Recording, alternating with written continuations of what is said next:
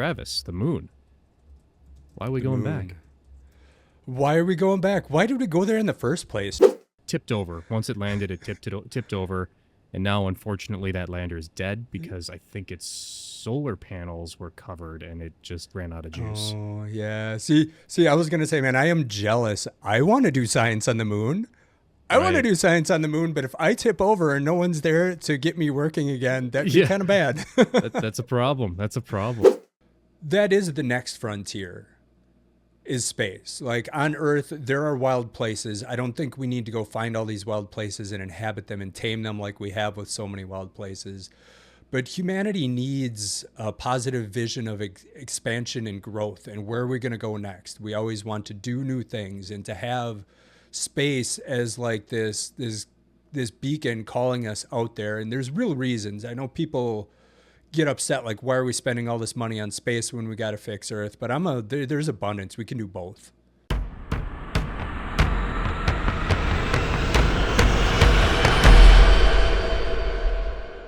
Welcome to Critical Culture. My name is Travis. And I'm Josh. Travis, what's new or what's news today? What's newer news? New to me, I got some stylish threads, Josh. I'm a big hoodie fan. I like my sweaters. I am known for my sweater game, but I also kind of dress down and I like hoodies. I was looking for something that like didn't have any labels on it. Sure. It was like looked brand free because I think sometimes that looks clean and kind of classy. And I found it's called Reigning Champ is the brand. Okay. I was looking at sites and GQ actually had a review that said it was like one of the best hoodies out there. So I checked it out and it's a little bit on the pricier side, but it is definitely quality. It's called a medium weight. It feels heavyweight compared to most hoodies I've had, which are like a lighter fabric, but having a little bit heavier fabric just feels good. Mm-hmm. I'm very happy. Yeah. They're my new uniform around the house is my Reigning Champ hoodie. So awesome. Nothing beats a good fit. Nothing beats a good fit. So that's what's new with me. What's new is I know we talked about this a little bit before with Skype. Skype is officially shuttered. It is shut down. So. Oh, well, Skype hasn't been Skype for years. I mean, not the Skype that we knew anyway, right? It's been, what Microsoft bought them. Boy, I don't remember what year that was, but it had to have been 20, I don't know. I can't even guess. But it's been a while. And since then, I guess my impression of Skype when they bought that is they're going to fold it into another product, and that's exactly what they did. Basically, it's modern Teams. Yeah, they're just kind of dropping that Skype name now. Yeah, just looked it up while we were talking here. It was founded in 2003 and acquired by Microsoft in 2011. And when Microsoft acquired it, like web meetings and voice over IP and instant messaging was really just blowing up. Mm-hmm. And Skype came along. And this isn't a time where bandwidth, like 10, 13 years ago, bandwidth wasn't always as easy to get or abundant as it is now. Right. But Skype came along and they did high quality video calls. Yeah. And it kind of took over the world and made like the concept of, does it have to be a phone call if we could do something over the internet? And everybody had Skype. I mean, I did a podcast over Skype. Around 2011 timeframe about social media. IBM had a product out called Connections. The social media for the enterprise and social media was still just blowing up in the public space too. So it was a little bit about the technologies implementing it at the time, but also very much about the concept of social media in general. But yeah, we used Skype.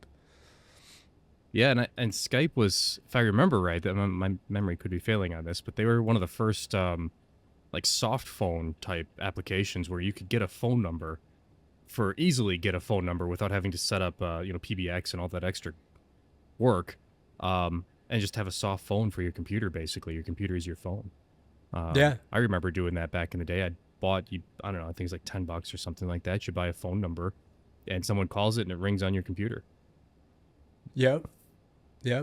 Really, and that ringtone will be forever embedded in our brains. I mean, we can all hear it if we just think about it for a second. Yes, just a moment of silence for the ringtone. Yep.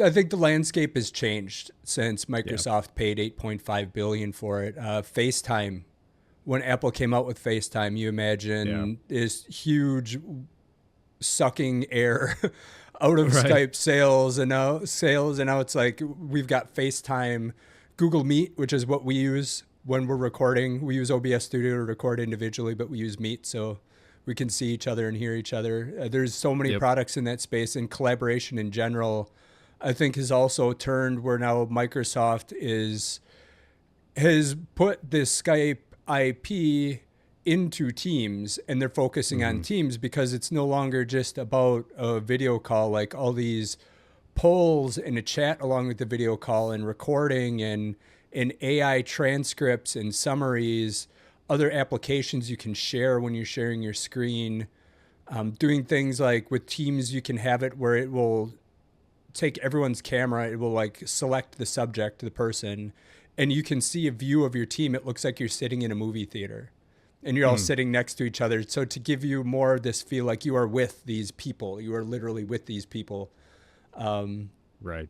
And it's like a call or something like that is only so useful. It's all the like the persistent chat type features and file sharing type features. I know Slack is still really big. We use that a little bit in the Outagamie Dems, but platforms like Teams, Discord to some extent, things that we do with like Google Workspace and chats, they're all really cool. And I know Teams gets a lot of flack for not being fun to use or user friendly, but I think I've seen environments where it works really well. And I think most of the time it's a matter of process and training. Right. If you get the right process, you get the right training, you structure your teams and your channels, and you've got a thorough plan that you keep iterating on and improving it. Like I worked at a company called Virgin Pulse. It's now Personify Health. The only emails I got were from external partners or HR. All internal communications between like 1,500 engineers and engineering managers and QA people. It was all done via Teams, and I loved it. Wow. It was still somewhat challenging. You lose conversations and stuff like that, but working publicly and working in that manner was so much better than trying to use email. So I think Teams really is the future, and I think it was smart to kind of sunset Skype and invest in like next generation of collaboration software. Right. And they kind of had a Teams and Skype at the end there were basically doing the same things. So it just didn't make sense to have two different IPs or two different products that were doing the same thing. Yeah. Yeah. And most of the functionality of Skype, if not all of it, was integrated into Teams anyway, so why keep it around? Right. I want to check out like free Teams. There's got to be like a free Microsoft Teams version. What does that look like? Because I know I mentioned we use Slack, but I'd like to look at that and see if that would be easier and more feature rich for us, because we might be able to do meetings and other stuff internally. But that's a different story. We shouldn't get too sidetracked on that one. Yeah. So yeah, So also, cool. Skype going away, and now we got kind of moving into space again here. So my news story is two of the CLPS, I said that right? Yes. CLPS programs. What does that stand for, Josh? Commercial Lunar Payload Services. Yes. So it's a NASA program. And two of these commercial companies that are involved in that program had landings within the last couple of weeks. One successful, one not. So Firefly, its Blue Ghost lander, landed successfully. That was on March 2nd. And right now, as we speak, it's doing science up there on the moon. And then a few days later, Integrated Machines 2, or IM2, attempted to land on the moon, but I think they lost communication with it. It tipped over. Once it landed, it tipped over, and now, unfortunately, that lander is dead because I think its solar panels were covered, and it just ran out of juice. Oh, yeah. See, I was going to say, man, I am jealous. I want to do science on the moon. I want to do science on the moon, but if I tip over and no one's there to get me working again, that'd be kind of bad. That's a problem. Yeah, I don't want to tip over on the moon. Not yet. So interestingly enough, the next the next lander is from Intuitive. Did I say that right? Intuitive Machines. I don't know what I said before, but Intuitive Machines IM-3 is the next lander scheduled to land on the moon this year. There's actually several of them, but we'll get into that a little bit later. So, Travis, the moon. Why are we going back? Why are we going back? Why did we go there in the first place, Josh? Maybe let's start there. Let's do it. Let's start there. So I wasn't alive at the time, but from what I understand, the too long didn't read version is the Russians had Sputnik. They got into space. They were winning the space race, really shocked us. And America was like, oh, crap. Cold War, like, we need to do something to keep up with them. So the visionaries in the U.S. government said, we're going to the moon in the next 10 years. And they set this highly ambitious goal of making it there. And they did. Despite what conspiracy theorists believe, we did actually go to the moon. And there's a whole series of missions. Won't get too deep into the history there. There's movies, there's YouTube videos. You can research it all. It's fantastic. I actually got a game. I told you a little bit about this. It's the Apollo 11 game. I haven't played it yet. Maybe that's what we play when we get together next time, because I like cooperative games. It's a cooperative game. So what you do is you play either as mission control or the astronauts. And this is all based off of real things that happened with the Apollo missions and going to the moon, right? So there's missions, there's complications that are very real world. But you're working together and strategizing to complete the flight stages, to get to the moon and back, overcome obstacles. You're repairing the spacecraft, keeping communications clear. And it's like this team effort, right? So the one player, again, is mission control on Earth. The other ones are astronauts.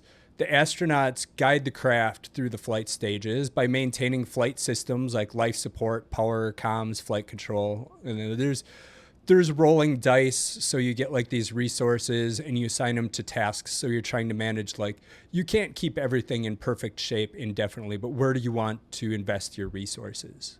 Sure, right. You also have to complete experiments, again, by rolling dice and assigning them to your experiment. But you don't have all the information you need, so you're kind of guessing. Mission control has some information that you don't, but again, communications were much more limited back then. So mission control has like these tokens where they are spending resources to relay key pieces of information to the astronauts. You could get bonuses on dice rolls, boost systems, stuff like that. Mission control is tracking the flight and experiment progress via all these sliders. So it's really cool. I remembered it right away when we started talking about this. We're getting into Artemis. There was a poster in there for Artemis that was like, Artemis going to the moon 2025. And I looked at it the other day. I'm like, it's 2025. We should be getting there any day now, right? Right. How much farther, Papa Smurf? Are we almost there yet? Turns out, looks like it's a little bit further away than we thought. Right. At least for manned missions. So yeah, it's a very cool game that it kind of helps you relive it and get an idea of the types of things where you've got limited resources and you got a lot going on to juggle that you're trying to accomplish and trying to make good decisions. Yeah. So that was Apollo 11. But so we went to the moon. We're not going to rehash all the great things, the great efforts by people to get us there and scientists, but we got like real life benefit out of this too. It was very much bragging rights. It was very much something that helped maintain the view of the United States as dominant on Earth beyond like our role in World War II and rebuilding the rest of the world after World War II. Like the space program was a huge part of that, but there was like real stuff that impacted people on an everyday basis that came absolutely. out of, like what, why don't you enlighten us a little bit, Josh? What are some of the things that we got out of the Apollo missions? Well, like I said earlier, my favorite is Tang. Tang. No, we've got, computing came from those things, from those programs. We got ballpoint pens came from those things. freeze dried. I don't know. My head's in food mode right now, but freeze dried ice cream came from the space program. Um, you were mentioning some other ones. Why don't you tell us what you had what you know? What about moon pies? I'm not sure about that one. Are moon pies actually from the moon? I don't know. I don't think I've ever had one.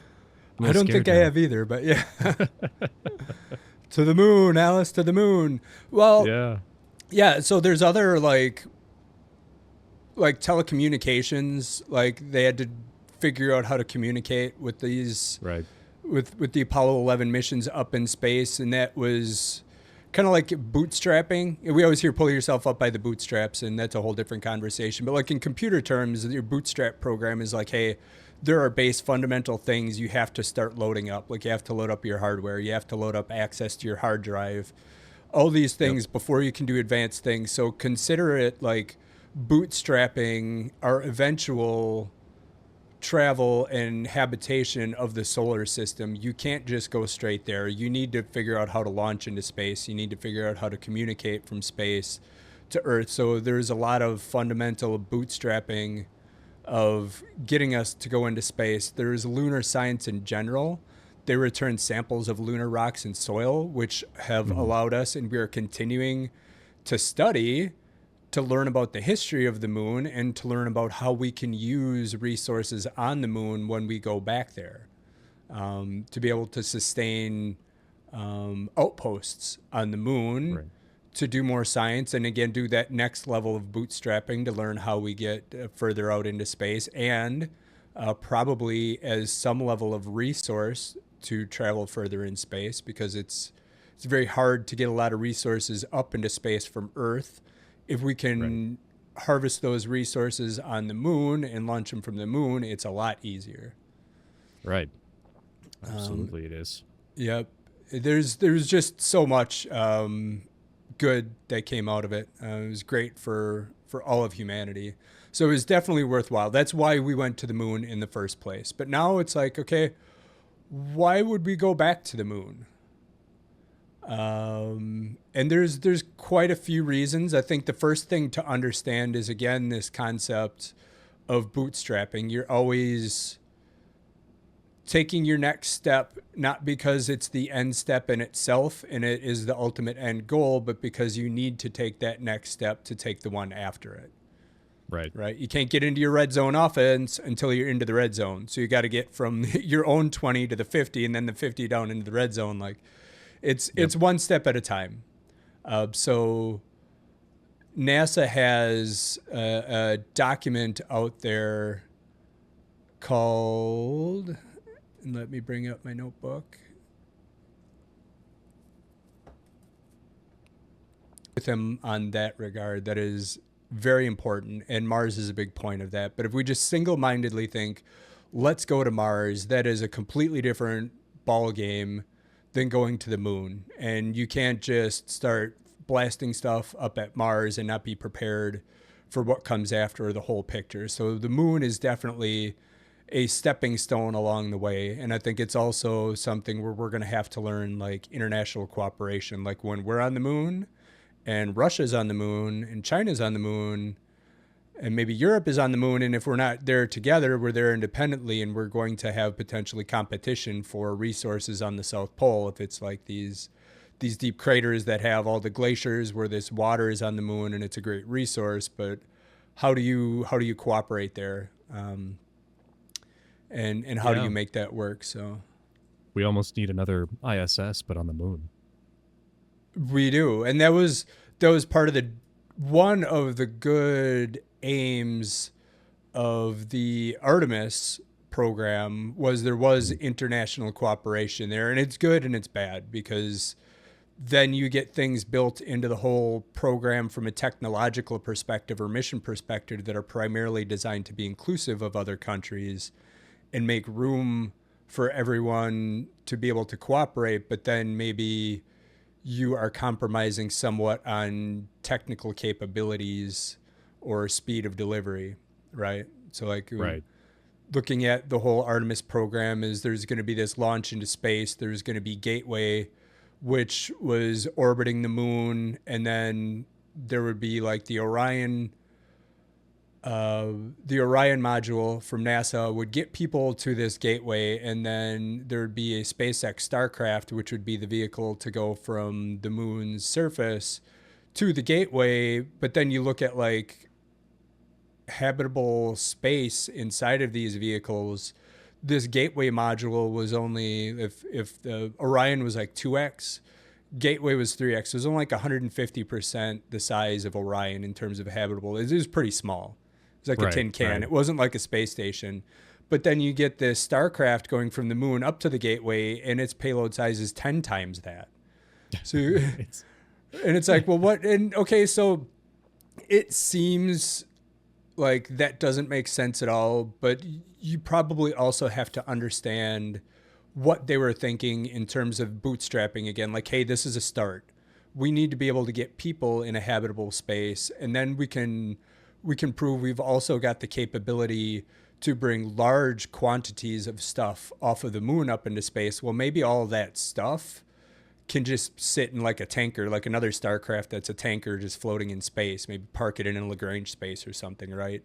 So you don't necessarily need a huge warehouse in orbit around the moon. Sure. And it doesn't need to be cohesive. So that was, again, it's bootstrapping. It may not all make sense, but that was kind of what was going on there. There's also the concept of human adaptation to deep space.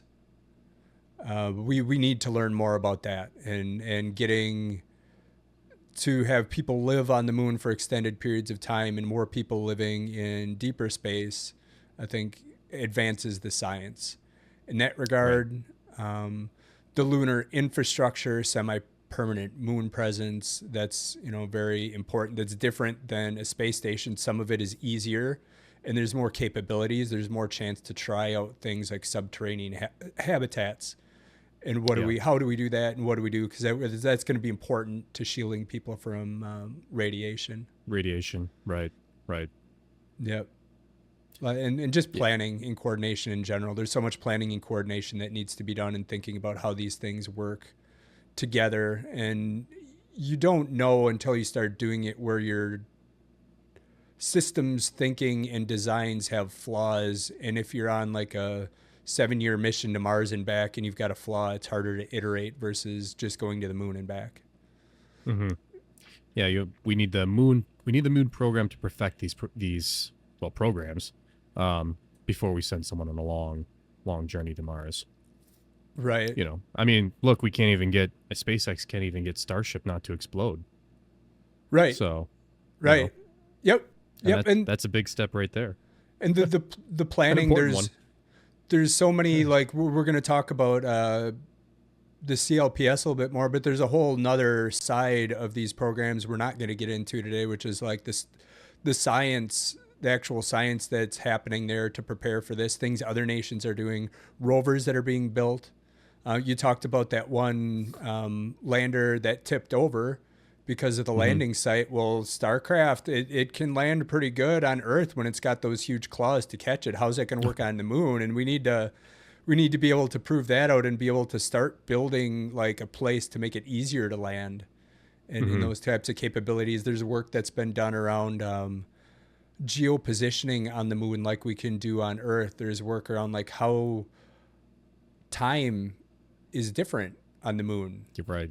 Than on Earth, and how do we coordinate that, and what does moon time look like, and how does mission control, and over the long run, how do we deal with that? There's just so many things that we have to prove out on a small scale before we throw all our eggs in the let's jump to Mars basket. Right. Science fiction would have us believe that we're ready to go to Mars, but the reality is that we're barely ready to go to the moon. Yes. The man that's telling us ditch it all, we're ready to go to Mars, is the one that said Tesla would be, you could rent out your Tesla as a self-driving taxi like 5 years ago, and he still doesn't have like fully autonomous Teslas today. He makes a lot of bold predictions and doesn't get called enough for the ones he fails on. And that's going to happen. You make predictions, you're going to fail on some, but it's easy to forget those, but they're real. And there's value to being bold and having those lofty expectations and shooting for the moon. Yeah. You know, it gives it motivates it gives us goals to hit or miss in this case, but nonetheless, at the end of the day, as long as we achieve those goals, that's what matters. Yep. There's got to be people with bold goals. There's got to be people that actually know how to make progress towards those goals. It's not always the Yeah, same people. And there's got to be people that are saying, "Hey, I'm skeptical of your claim. This is what I think," and offer counterpoints. and truthfully, I mean, going to Mars, I'm sure our first manned mission to Mars, they won't land. I'm sure they'll fly out there, fly around Mars, and fly back. That's exactly what we did on the moon. Yeah, I think they'll probably establish more infrastructure around Mars. Maybe not people on the planet, but there may be like Right. more satellites they put into orbit. I think that would be a good goal to establish more infrastructure for communication and And also potentially some payloads to the surface if it's rovers or robots that can start doing some right. preparation of space for landing and stuff like that. And there's no reason. I mean, we have that technology today. I mean, we can Yeah, get robots to Mars. We can get payloads to Mars. It's not cheap, but we can do it. You know, and right. that's more of a realistic expectation. Sure, these machines could be out there um, preparing Mars for us to arrive at some Yep. point. But Yep. when the first human sets on Mars, that's a ways out there yet. Yeah. Yep. I agree. So that's in a nutshell, I think that's the high level of why the moon is still important. And there are resources there that are going to help us in space. And there's so much we're going to learn that we are not Yeah. prepared to go deeper. As we prepare to go deeper, we can learn these things. And some of it with any of this, the project timelines are so long. When they first established the Artemis mission, commercial space capabilities are nowhere near what they are today. Right. Right. This that was like Mm-hmm. 2017. The Artemis Mm-hmm. program was kind of kicked off, and I don't know, was SpaceX even landing rockets in 2017, or was it still just a goal? I'm not sure. That's a good question. When did the first Falcon 9 land? Oh, Hmm. 2010. Falcon 9's been 2010. running for a long time. Yeah. So it was reusable already in 2010, or Yep. was that the Yep. first launch? No, that was when it was. I don't know if they reused that one Okay. because that went to the ISS. Falcon 9 land. Because that Oh, was a it game was six. changer. Right. Yeah, it looks like it was 6 years later. The first Falcon 9 landed. Oh no, that's on the drone ship. It landed on Earth or on the ground before that, didn't it? Yeah. Anyway, I don't know. It may have done the drone ship first just for safety maybe reasons. that would make. I Yeah, maybe that don't. makes more Yeah, sense. I don't know offhand. Well, But the point is look at we take it for granted that this is what it is now. But when they started planning Artemis, none of that was guaranteed. It wasn't happening at the rate the Starcraft or that wasn't there. So a yeah, lot has Starship. Yeah. changed. So this is a good time to pivot to SLS Artemis. So Right. established in 2017, it was this internationally cooperative piece where we were going to go to the moon and we were going to establish this gateway. We were going to establish a base on the moon. Lots of different companies involved doing it. NASA had their space launch system. They had their Orion crew capsule, which I think it's different than SpaceX's Dragon capsule isn't quite rated for the same deep space work that Orion was. It was a lot more expensive, all of this in NASA and with all the again a lot of it being outsourced too, but it wasn't a complete failure. The SLS is still a decent rocket. It is very expensive. It is the biggest rocket on Earth that has gone up into space and that can deliver payloads to space. So it does have that going for it, but it is not, I think, reusable, especially to the Right. extent that SpaceX is. So it is much more expensive. Uh, the crew capsule part is decent. There's issues with the heat shield on it and it worried some people like, well, yeah, huge chunks of the heat shield came off when it landed last time, but they were still a go to use it for Artemis 2 when they were actually going to send astronauts up into space. Right. There's some issues, but it's good enough, and people get that's that's a little concerning. right. All of a sudden, maybe I don't want to do science on Mars. Right. Not if I'm coming back on the Orion. But they, and NASA is very risk averse. So if they said it's good enough, they feel comfortable with it, I would trust that, as sketchy as it sounds. Hearing a little bit about it, it's not like we lost knowledge from the original Apollo program. It was an attempt to do things cheaper. So to do the heat shield, I think they manufacture it now for Orion 2 as one big piece. And that's part of the reason why it breaks up, because they can't be as strict with quality control, where during Apollo 11, they were like smaller hexagon shaped tiles that they could do very rigorous quality control on each tile, and then stitch it all together, and knew that it was really solid. And they determined it was worth saving the money, and it was still safe enough to do it that way. So there's some gaps, but in general, I think the primary thing is just the whole launch system is just way too expensive, and couldn't operate, even if you had unlimited funding, could not operate with the same efficiency in terms of turnaround for another mission like SpaceX could, or Blue Origin's New Glenn rocket, which had its first successful launch in January. Not a successful landing, but that's going to be right on the heels, and that will have capability. And I think that's important, right? If we're going to scratch SLS, we don't want just SpaceX being the only one that can bring us into space. Right. And to be clear, like, I love SpaceX, the company. I'm not a Musk fan. So it's unfortunate that he's tied to this company, because SpaceX has done some pretty amazing things as a company. I remember watching the first Falcon Heavy launch, where both of those rockets landing simultaneously, the side boosters next to each other. I mean, that was straight out of science fiction and, a space nerd's dream, right? But I have a hard time, like, reconciling the fact that SpaceX is owned by Musk, because he does such questionable things. Yeah. I fear my fear is that we'll lose the innovation in SpaceX. And to your point, this is why we need more companies doing this work, because, if Musk does something crazy at the head of this company and scuttles SpaceX, or I mean, Starship's had some troubles recently, and you have to wonder, did I lose you, Travis? No, oh no, I'm still here. Sorry, you were just still for a second. I'm like, oh no, did I disconnect? I was shocked. I was shocked. Yeah. You're trying to separate Elon Musk from SpaceX, and I think that's a good point. He didn't. He gets too much credit, like he built it all, and it's so many brilliant engineers, so much government money. Right. So much government money when he was running behind, and they weren't making deadlines, and they still believed in the company. Another story, right? But yeah, to my point, SpaceX has got a lot of brilliant people. They've done some amazing things, and my fear is that if Elon just goes off the rails, and look what's happening to Tesla now, I would hate to see SpaceX suffer the same fate, especially since they've offered anyone who loves space the most hope in recent memory.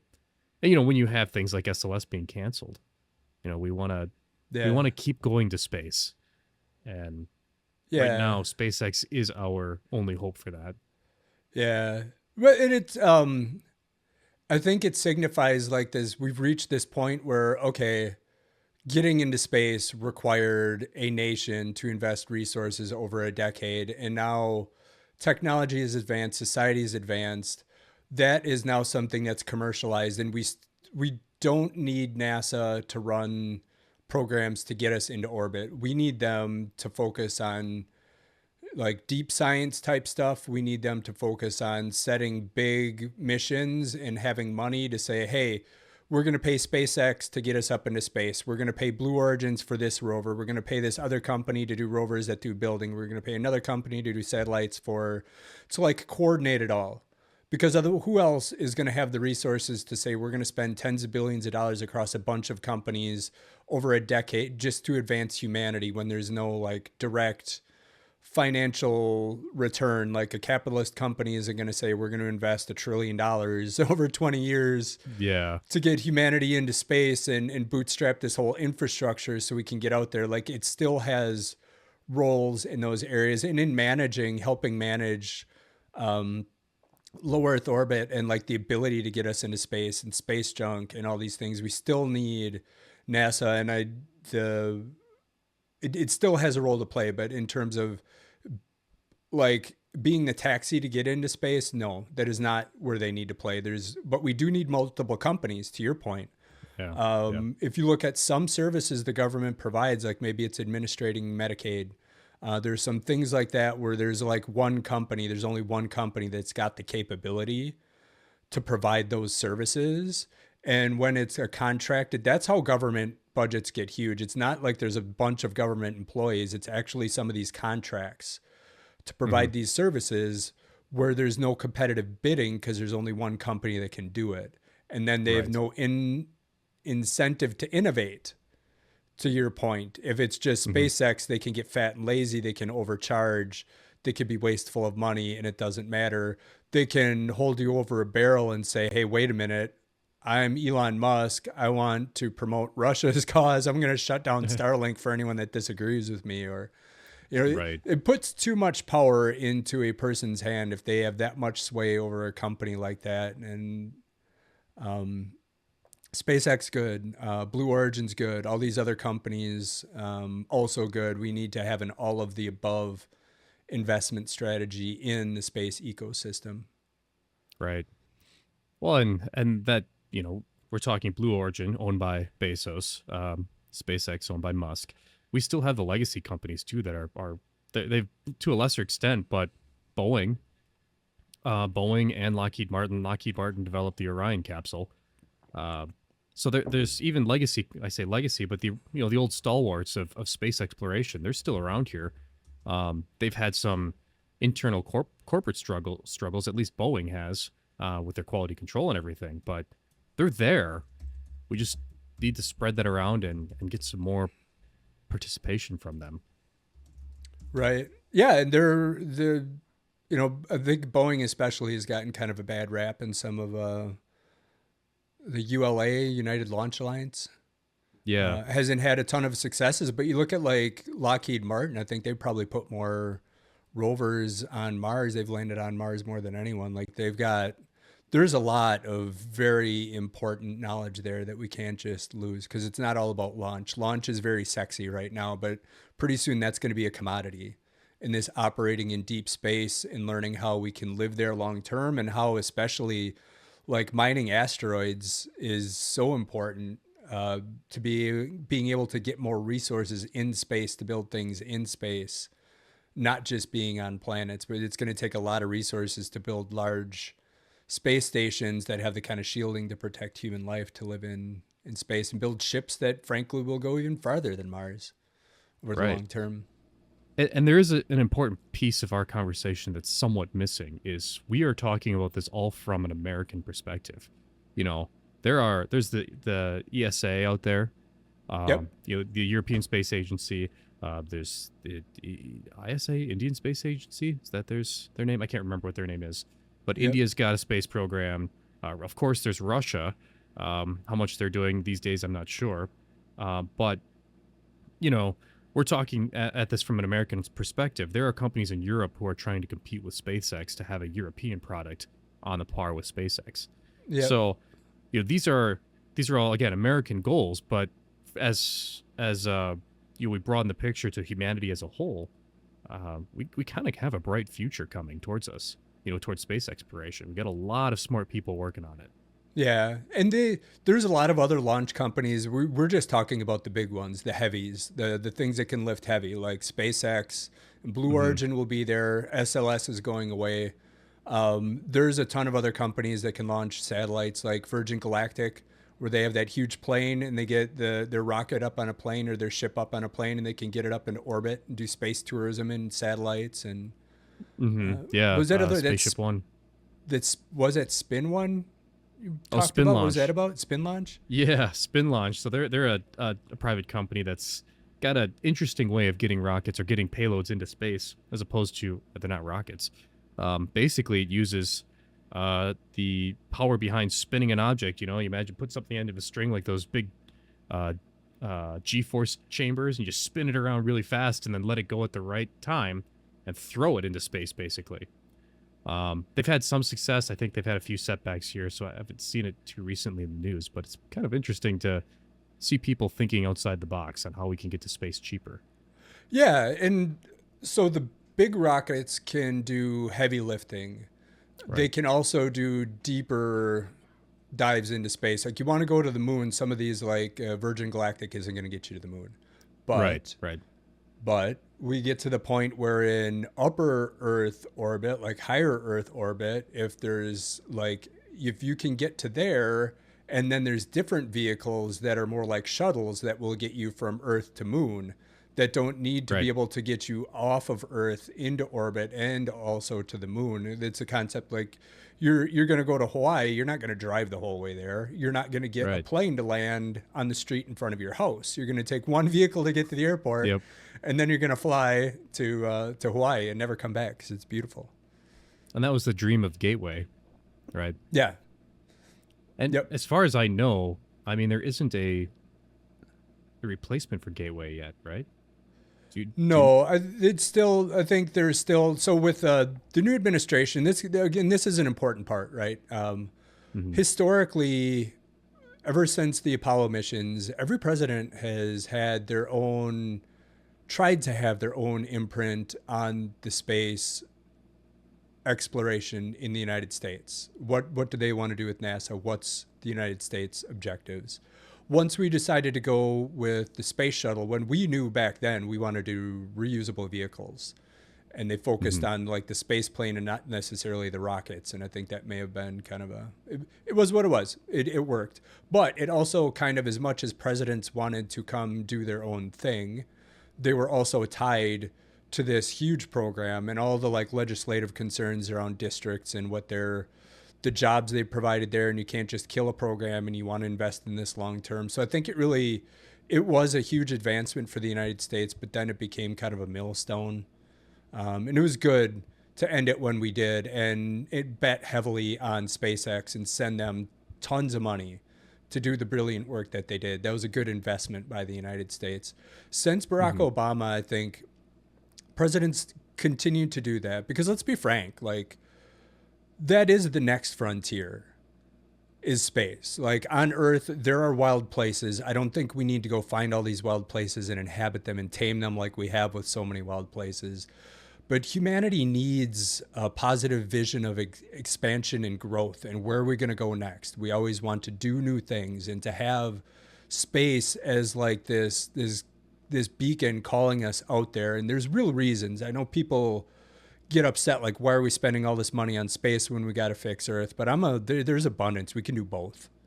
We shouldn't just abandon going to space to fix the Earth, and we shouldn't just abandon fixing the Earth or making it habitable for longer, improving things just to go to space. But we can do both, and space is hopefully something that is unifying for our country. Like, maybe we can all agree that this is good, and the last 4 presidents have been kind of building on this vision of where do we go, and what do we do. I even think when Donald Trump created Space Force, like the new branch of the military, he got some flack for it, and they came out with goofy uniforms. But reality, that needed to happen. Like, this is it is inevitable that multiple nations will go there, and there will be some level of conflict. And much like Obi-Wan Kenobi would remind you, you need to have the high ground. And in a conflict, if your enemy has space-based military capabilities and you do not, you are at a disadvantage, clear disadvantage. So these are all good things, and this is a positive place for us to invest in humanity, and hopefully even beyond like our own national interest. Like, someday maybe that can bring us closer together and spur some of this cooperation. Like, holy shit, we can't get along in this planet, but we've got like 50 people up on the moon that we got to make sure that they can do their job and they can help pull humanity up with them, and we can get along up there. And if we can get along up there, maybe we can get along better down here and learn how to share resources and have that common view of from the moon of how precious our pale blue dot in space is. And maybe it can help us find a way to get along. So one can hope. One can hope. One can hope. So it's good that it's something that is a priority from a national perspective in the United States. So, yeah, that's awesome. Right. Do we have anything else we wanted to talk about the commercial lunar payload services a little bit more? Or do you think we're good here? Yeah, we could talk a little bit about that. Just kind of say that's so the NASA's commercial lunar payload services is kind of what activity we're actually seeing on the moon right now. So that's our most current and most new moon news. There we go. So basically, this program is NASA partnering with smaller commercial space agencies, kind of in a similar way that they did with SpaceX for their projects. But they're sending unmanned landers, small landers, to the moon to do science, to bring materials out there and payloads out to the moon and do research missions. For instance, the one we talked about earlier was Firefly's Blue Ghost. Now that one's got a big drill on it. It's going to do some drilling into the lunar surface and pull samples up and do some science on the samples. Intuitive Machines 2 was bringing payloads. Actually, I'm not even sure what their mission was. I'd have to look that one up. But they were bringing some payloads there. Yeah, I can look that up here. Its primary payload was a camera system with 3 fisheye lenses that would take a total of 9 images per second as it was landing. Oh, wow. And an electrodynamic dust shield. Had it been successful, photographs taken during the lunar landing may have enabled a better understanding of the dynamics of lunar landings on regolith and rock surfaces on the South Pole. So again, that speaks to the bootstrapping. Like, hey, this Eagle Cam, a big reason for that was they wanted to understand how to land better on these type of surfaces. Mm-hmm. So it all comes together, and SpaceX can't afford to do all of this stuff themselves, and these things will also be useful landing on Mars. So for NASA to be able to say we got a budget to get individual companies to do this work, it's just the best way to do it. So, IM-3, which is due to land and launch, the end of 2025 into 2026. So that's the next CLPS or Commercial Lunar Payload Services program lander to land is going to drop. It's got, I think it's at six payloads, but a bunch of little rovers that it's going to release and spread out and do some science. Couple other, just like you were saying before, measuring some of the atmosphere, the environment around the moon. Again, the whole purpose of CLPS is to lay down the groundwork, do the math, do the science for what it's going to take to get us basically a human presence on the moon for an extended period. Well, that's not a misspoken thing at all, because doing it on the moon is to help us to do it on Mars. Mars. It really, long term, it's the same thing. And what I like, I'm looking at this list of CLPS missions contracted, and ULA launched the first one. SpaceX launched the next few. New Glenn is set to launch one, the Blue Moon Pathfinder, which is a robotic mission that I imagine has some sort of payload.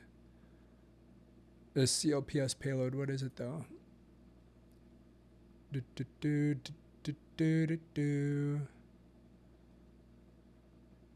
Yeah, human life support stuff is what that one is, the Blue Moon Pathfinder. So it's just a huge space. It's really interesting. There's going to be a lot more going on. And again, this is just all American investment. Other countries are also doing similar types of work. Mm-hmm. right now in independent companies. So next 2 to 4 years, there's going to be a lot of news in this space. I don't know when we're going to have people living on the moon, but I would next decade for sure, in my opinion. 5 years from now, I don't see why we wouldn't be either there or knowing exactly when people were going to be there for long periods of time. I think we have another manned mission at the very least. Maybe not long-term staying, but I bet you got boots on the moon's surface in the next 5 years. Yeah. Yep. There's nothing scientific behind that number. That's just a gut feeling. Right. I think that's a safe bet. Yeah. So awesome. Awesome. Lots of stuff going on with the moon. Can't wait till we're back there. It doesn't get enough attention right now. Like there's so much news. There's so much going on. You hear about it, unless you're a space geek and you really follow this stuff, you probably don't know the scale of it. But someday people are going to wake up and there's going to be people working on the moon 24/7, 365, or whatever time cycles and schedules they have. Because it's not 24/7 on the moon. You know, I remember in the late 90s, the ISS and learning about the ISS and thinking, what, we're going to have a space station? There's going to be astronauts in space all the time? And now it's just common, you know? Oh, they're bringing another crew up. They're switching it out. That's what it's going to be like on the moon when we get there. They're going to switch crews out, or they're going to, you know, it's just going to be pretty routine. I mean, knock on wood, the ISS really hasn't had a major catastrophe. And that's what we're aiming for our moon base, is that reusability, that transactional services happening between Earth and that base without issue. Yeah. And there's still, it doesn't get the attention like initially landing on the moon did. I think that was one of the most watched live things in its day, and probably even still to this day, it's got to be one of the most memorable moments for anybody that saw it. And it probably won't be that big when we're permanently living on the moon, but there is still so many people that are inspired by the astronauts on their ISS that are sharing videos, clips all the time, like singing songs in space and sending it back. Like there's going to be even more of that, and maybe it's not going to capture the whole world's attention and hold it for years at a time, but it is something hopefully that will be positive. And someday, I mean, things will happen. There will be near disasters. There will be things like that may draw people together more. And, you know, something happens on the moon and all of a sudden the Russians and the Chinese and the Americans up there have to band together to survive. You know, that can kind of pull people together too. So I misspoke. I can't believe I misspoke on that. There's been incidences with the ISS. I mean, Columbia, that was an ISS mission. Yeah, right. You know, so that was not quite accurate what I said before, but it was the space shuttle. It was related to the ISS, but it wasn't on the ISS. Sure. It wasn't a critical thing on the ISS. So I'll give you some slack there. But I've been a huge fan of space since like before the shuttle blew up in the 80s. I had an Atari 5200 game where you were controlling a space shuttle launching into space. I could never even get it successfully into space. I was like in grade school. But it was so cool. It was so cool, Josh. I loved it. I loved it. And great time to be alive if you're into this sort of thing. Absolutely. Absolutely. Cool. Well, thanks for listening, everyone. Hope to see you soon.